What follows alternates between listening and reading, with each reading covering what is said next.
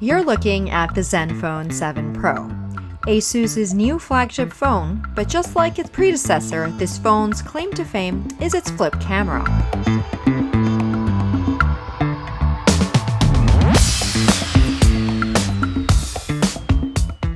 Flipping camera aside, this phone has got a lot going for it. It's got 5G, a large 5,000 milliamp hour battery, a super powerful Snapdragon 865 Plus chipset, and an uninterrupted display.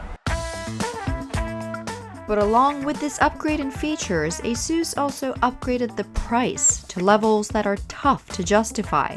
2019's ZenFone 6 started for just $499, but the ZenFone 7 Pro starts at around $940 after converting from euros, and the base ZenFone 7 costs roughly $830. If the ZenFone 6 was a flagship killer, this is a full-fledged flagship. There is no official US dollar price because unfortunately, Asus has no plans to release the phone there. And let's also take into consideration some of its drawbacks. For instance, there is no water resistance on this phone. I mean, it does have a flip camera after all, and there is no support for wireless charging.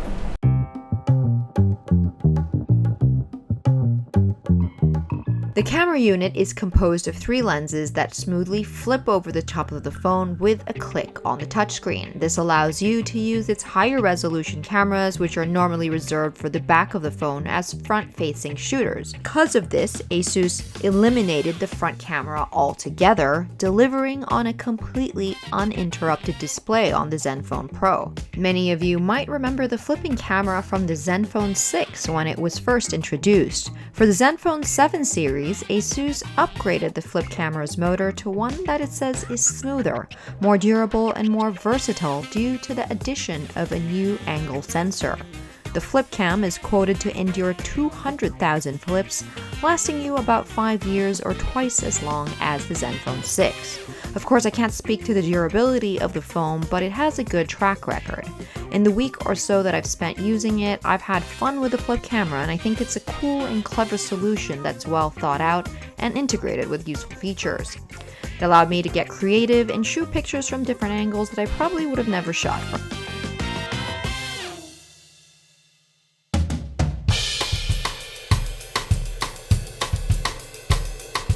Apart from the avant-garde flip camera setup, the sheer size and weight of the ZenFone 7 Pro was the next thing I noticed about it.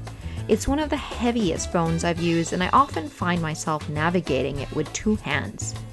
The ZenFone 7 Pro features a 6.67-inch AMOLED display with 90Hz refresh rates. This is higher than most phones, which have 60Hz displays, meaning the screen refreshes 60 times a second. The phone runs on Android 10 out of the box and has a customized skin known as Zen UI.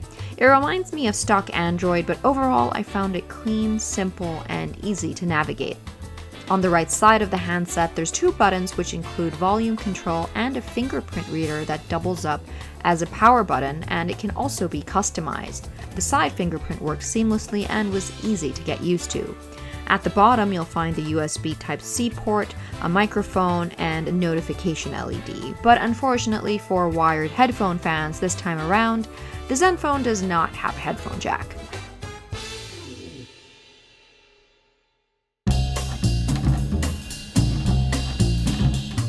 Back to the camera. The ZenFone 7 Pro has 3 cameras, a 64-megapixel sensor that uses Sony's IMX686 flagship sensor, a 12-megapixel ultra-wide lens with a 113-degree field of view, and an 8-megapixel telephoto lens. The telephoto lens is new to the 7 Pro and it can zoom up to 12 times, but at that level, photos looked grainy. In general, however, this camera took sharp and vibrant pictures in standard sunlight conditions indoors and even in overcast weather. Low light imaging was pretty good too, and it did well brightening up dark environments. Portrait mode though wasn't great and often blurred out detail and texture. As for video, the ZenFone 7 Pro supports up to 8K video at 30 frames per second with EIS, a feature that can also be used from the front thanks to the flip camera. Now, Asus prides itself on the unbeatable endurance of its batteries, so I was looking forward to experiencing the ZenFone's seemingly endless battery life, and it did not disappoint. Though the battery capacity didn't increase with the next-gen phone, Asus added more battery care features and a faster 30-watt charger. One new feature is the option to enable always slow charging, which the company says helps preserve battery capacity in the long run. When the battery did finally run out, I managed to fully charge it within 100 minutes or so, which is more than the quoted 93 minutes using the bundled charger. So those are my thoughts on the Asus ZenFone 7 Pro. Will you be buying this phone, or was the price bump too steep? Let me know in the comments section below, and if you like this video, don't forget to hit the subscribe button for more videos like this.